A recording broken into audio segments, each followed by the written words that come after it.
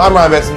I'm Dylan Bode. We are Pop Culturists, and this is the Lab Reports. We pick out the biggest headlines of the week, and we tell them to you. As you can see, once again, Joshua is away. He caught this mad sickness that I had last week, where I lost my voice. Couldn't talk.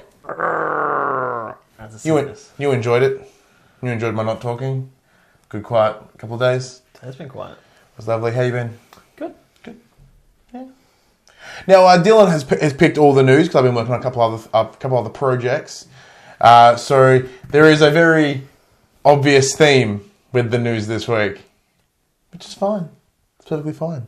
Seeing as it's your news, do you want to kick it off? Sure. Let's get straight into it. Number one. The upcoming all-female spin-off of the Ocean's 11 franchise, starting with 2001's Reboot, which was a remake of the 1960s Rat Pack original, Ocean's 11, Okay. is now just one woman away from fulfilling its ensemble cast in the new Ocean's 8 movie. Already cast actresses Sandra Bullock, Kate Blanchett, Mandy Kaling? The Mindy Kaling? From the Mindy Project? Mindy Project! Oh! Cool, okay. And Helena Bonham Carter have been cast, and according to Deadline, also rumoured to join them is Anne Hathaway, Rihanna, and Asian American rapper Aquafina. Oh, I don't know what her real name is. And the deals are finally close to being cemented. Trilogy director Steven Soderbergh will remain with the franchise in the capacity of a producer, but directing duties will be going to Gary Ross, best known for his work on 2012's The Hunger Games, which is a female-led franchise, of course, Pleasantville, and the Academy Award-nominated Seabiscuit. How do we feel about a female-led Ocean's 11 reboot / spin-off? The honest answer? Yes. Couldn't give a shit. What? Yeah. It's the second in the wave of female reboots. I didn't care. This is not like I didn't really care for the original Ocean's movie. Like they're alright. Like they're not like Millie, my wife, loves them. Right, loves the Ocean's movies. She watches them all the time.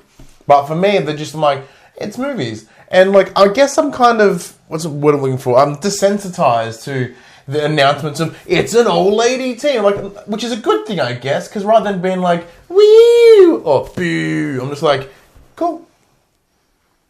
Like, isn't that the response they should want? Isn't that like the true equality option of like, alright. Yeah. You should just be excited that you're getting good, average movies. I'm just a little devastated that they could only get 8 female actresses. Like, yeah, they couldn't make 11. Like, it's just like the workplace. They just can't quite get enough. Oh, you had it and then you took it too far. Hey, we know it's an issue. The pay gap is an issue, and obviously so is the numbers of people in movies. Yeah. Do you think that any of the Ocean's guys will cameo? George Clooney, Brad Pitt, Matt Damon? Depending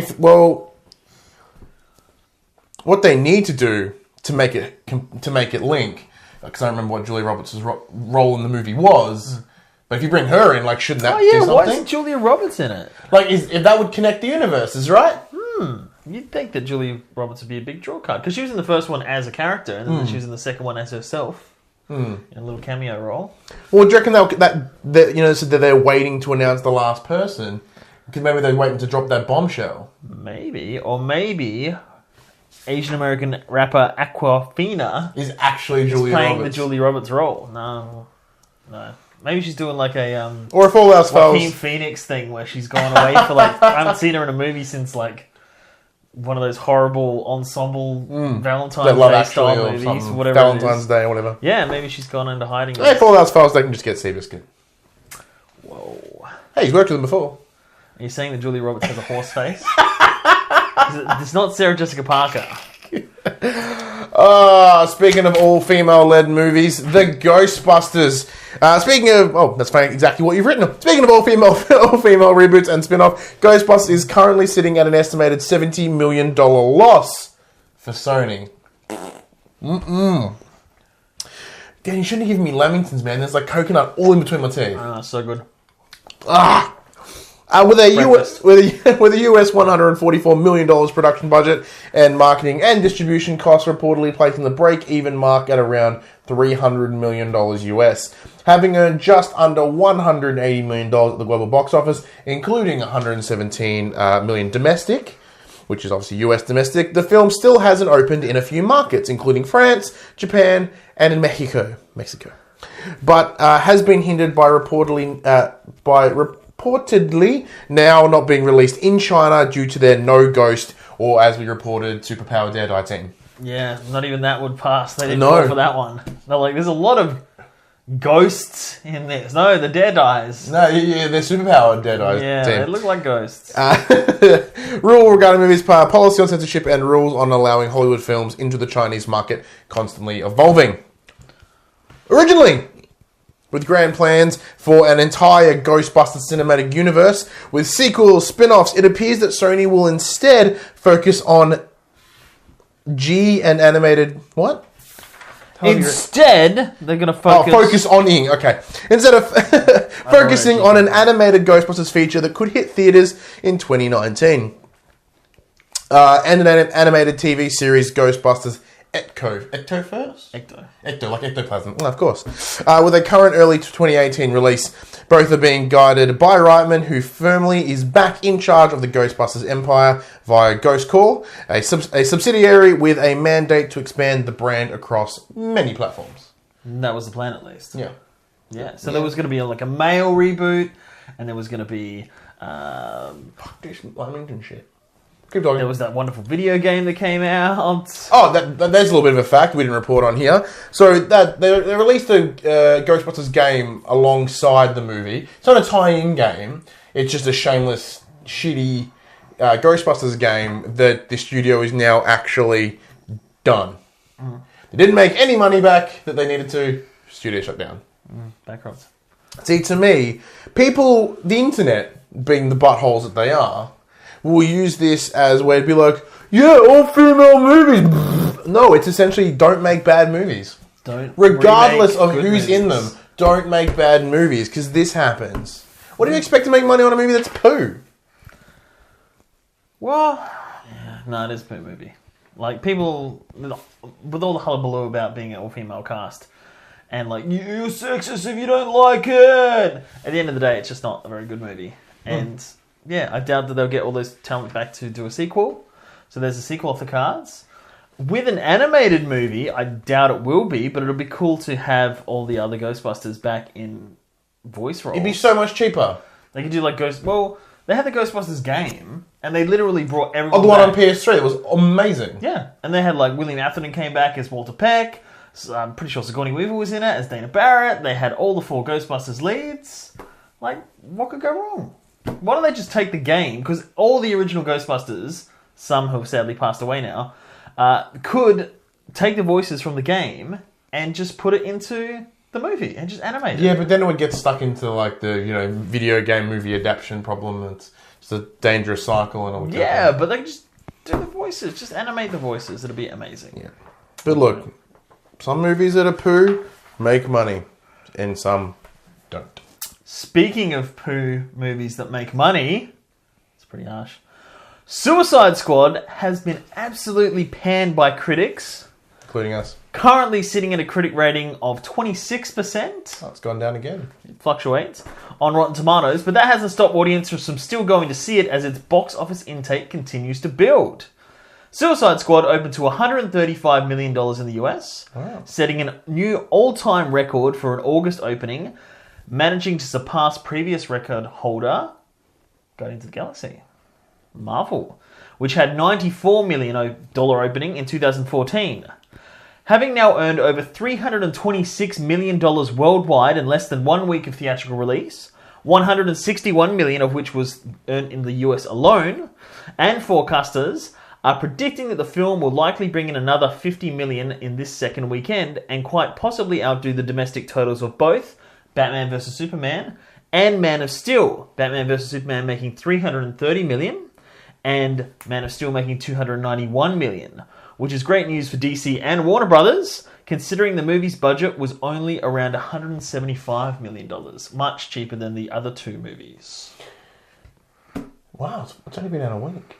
I know, it feels like forever. I'm done with it, and like it's because we're not going to go into hating on the movie again, but it's just that forgettable. I was like, oh yeah, it was last week. It literally was last Thursday. Like, it feels This time last week we saw it. this quickly when there's build up for like you find out a movie's coming out a year and a half before like you find out someone's writing it, you find out who's scripting it, you find out who's hired to direct it, you find concept art, you find casting, you find all this stuff. This is so like a year and a half of build up for the movie to come out, and then it gets to here and it opens in the US the day before, and before it's even opened here, everyone's like, "Oh, it's a flop. It's crap. I don't even want to see it now." After the excitement for a year and a half. And literally, you've got a week window of interest before nobody gives a shit again. And it's gone. And then you're on to the next movie. Incredible. So this is what's most interesting about this is now this is not opening in China, which is the second largest box office in the world. By having it not open in China, that's really going to hurt it. But it's got to make its money back at least, and I think that's probably that's going to be the biggest problem. And I think what's going to be an issue. So Warner Brothers is going to come out and be like, "This movie was successful," because on paper it is. There's a very big difference between a successful movie and a well-received movie. A movie can make not a lot of money, but still be incredibly well-received, and vice versa. And that comes down to, I guess, interest in those characters plus the marketing campaign. The marketing with this was through the roof. Like the hype was getting here. Like they did. I've got to give them credit. They did an incredible job of marketing this movie. Everyone was excited to see it. But the tough part is everyone gives their money before they go in. Like if it was, like when you go out for dinner, right? Like you pay afterwards. Like that was a poo dinner. I don't want to pay for that. It was garbage. I don't think that's how it works. That's not how it works. Not always. Not always. So, like, what do? They're like, "Hey, the movie was poo. I'm going to give you, like, half. Here's about $8 and change." I mean, it's like, look, as I said before, like, movies cost money, man. They take a lot of effort. Like, I'm not discrediting your entire effort, so I'll pay you some. If it was an awesome movie, I'd be like, "Here, take..." I would have seen it again already. Yeah, I would have seen it again, but I saw it twice last weekend. I'd be like, "Here, if it costs $10, say, take 15. You deserve it because you're an awesome movie and you made me feel good. If you're a horrible movie, you're not getting anything." I've done that a couple of times, actually. I'm going to see the movie a couple of times just because I wanted to have money. What I didn't realise is that even though they were editing, like David Ayer was editing his version, or supervising, and Warner Brothers were doing their own version, apparently they got the company who's just like a marketing company. Cut the trailer. Yeah, that cut the trailer to cut the movie. And cutting movies is a completely different thing. There's pacing and all sorts of things. And that's the version they used. Yeah, and that's weird that they would get... We talked about this in our review. Yeah. Because that news came out like just after the movie broke. But I didn't realise it was the marketing team. I knew there were two different ones, but to get the marketing team doing it, that's just... Yeah. Weird. As I mentioned, I think this is the biggest problem because Warner Brothers will keep making these movies, right? Because they make money. Like from the people high up, the non-creatives, they're going to look at this and be like, "These movies are successful. Let's just keep pumping them out, regardless of the turd that we poo out, like into the eyes of the public." But they'd make more if they were good. Exactly, and that's what they need to understand. Rather than like let's pander and make exactly what the charts and the numbers think that people would like. Just make a damn good movie. And as I said in the review discussion, which is also on our YouTube channel, I really hope that Jeff Johns is in there and he has the power to do something really good. Otherwise, that's a waste of talent. Well, again, even if they did give Jeff Johns powers, at the end of the day, they're the ones who are like, "Yeah, we like what you did, Jeff Johns, but we're still going to do our own version." Yeah, but I want to, that's it. That's an absolute waste of talent. He'd be like, "Why the hell am I even here?" That's what Zack Snyder said. That's what David Ayer said. And they're just like, whatevs. Look at the money. As we talked about, they need to take the Disney approach, right? Disney own Marvel. And they're like, "Hey, we own you. We'll give you money. Do what you want." Like, I'm sure there's a bit more discussion to it. And they're like, but like, you never hear, apart from Edgar Wright, like you never hear about them going, "What we want trumps what you're going to do. We're going to recut the movie." Like Edgar Wright did. But that was Kevin Feige coming in going, "Look, we're in a giant universe. Everything needs to fit. This is not like we want it to make money. We want it all to fit the theme of what we're creating." So his thoughts are different. He's approaching differently rather than being like, "Look, yours not going to be financially viable." Blah, blah. It's like, you don't fit. The Ant-Man that you tried to make before this before this MCU existed does not fit. But the thing is Kevin Feige has the vision to be like, "Let's nip this in the bud before we finish shooting the movie." And they're on top of it. They have that vision for everything. So they're like, yeah, that's not going to fit exactly like you said. But they catch it before. So they've got enough time to get another director, write a rewrite of the script. Get it all worked out before, not at the very end when they're like, hey, we've shot everything and we've done reshoots. What else can we do? Music. Let's just pack it full of music. It's clever. Let's change subject. Finally, it appears, speaking of DC Wait, news... didn't you just read Suicide Squad? So it's my turn. It appears that Aquaman isn't the only comic book character Jason Momoa will be playing in the near future. Reports that Momoa is in talks to star in a reboot of the 1994 cult classic The Crow, originally played by Brandon Lee. Very good. Boom! The Crow had been fueled by an Instagram post alongside rumoured Crow reboot director Corin Hardy with the tag. The only way to officially seal the deal as men is a pint of black beauty. At Guinness. Hashtag seal the deal. Hashtag we're married. We are married now, fucker. Hashtag great news to come. Hashtag dream job. Hashtag can't wait to tell the world. Hashtags. The delayed production of a remake of the 1994 film based on James O'Barr's 1989 comic book has suffered several change of directors and stars since 2008 and seems indefinitely postponed after production company Relativity Media filed for bankruptcy in 2015. Momoa will next be seen as Arthur Curry in a Justice League on the 17th of November, and in his solo Aquaman movie, which, if rumours right, the villain will be Black Manta. That came out today. I don't know. It's very exciting. I don't have any fun. I don't really have this much to say. Like, I don't have much to say about The Crow because I don't think I've ever seen it. You've never seen The Crow? I don't think I've ever seen it. What? I know it. I know what it is. I know people love it. I know it's got that cult status, but I don't think I've seen it. To this day, it is like one of the best comic book movies ever made. Alex Proyas, Australian director. Yep. Made crap movies since. Like Dark City, you ever see that one? 1998. I know. It's like this weird Matrixy one before the Matrix. I know of it. Okay, yeah. Well, anyway, well, this has been like going on forever. Like I said, 2008, Stephen Norrington, who did Blade and League of Extraordinary Gentlemen, had been trying to get it made, and Bradley Cooper was cast, and then it just delayed, and fell through. Tom Hiddleston was cast, and it just fell through. Luke Evans was cast as well, and it fell through. Luke Evans. He's the Bard in The Hobbit. And he was Dracula in Dracula Untold. He's like the Sam Worthington's twin, kind of, but can act. And they're like, I think Jack Houston from Boardwalk Empire, who's in Ben-Hur now, was cast and left. So now it's Momoa's turn to say I'm cast and then leave. What's your stance on this being remade? Don't do it. The first one's perfect. It's like this gothic. Like, it's got this awesome rock soundtrack with, like, Cure songs and Pantera songs, and it's just beautifully shot.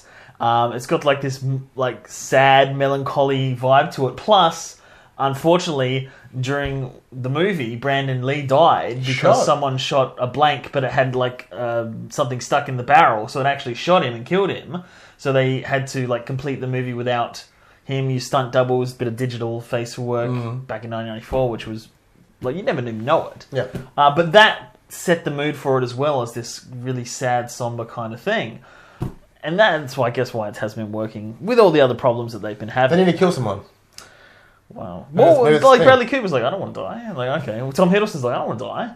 And then they're, like, working their way down to, like, you know who Jack Houston is? Not really. Maybe he can go. And they've gone... But I think Momoa could bring a new like style to it, like a full hardcore rock and roll. He's like a rock and roll dude. Yeah. See, Momoa's built though. Like, Brandon Lee, from what I remember, like he is toned, but he's not like bulk. He was like nimble. He's more like the kind of this emo kind of guy. Eric Draven, he's like this guitarist, and his girlfriend dies, and then he comes back from the dead to avenge her.